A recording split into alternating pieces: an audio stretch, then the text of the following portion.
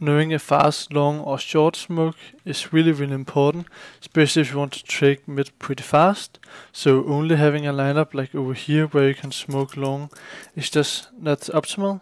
And some people have some pretty close lineups, they can throw like this, or some short lineups right here. But if you want to go really fast, maybe you get 2 kills or get a guy in apps, or maybe you find out they're 3 and B, then knowing how to smoke short and long is really important to do it really fast and consistent.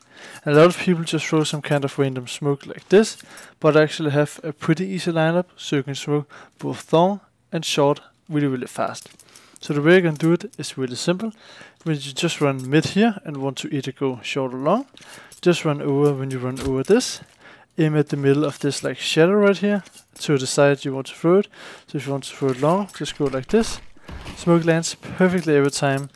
Long is the easiest way to do it. If you want to do it short, you have to avoid this pillar and sometimes aim a little bit under. The ground here isn't that even, so sometimes it can bounce a bit weird, but in general it will be a really good smoke. So you just do the exact same. When you run over this, aim at the middle of the shadow, so out like this, and smoke lands perfect.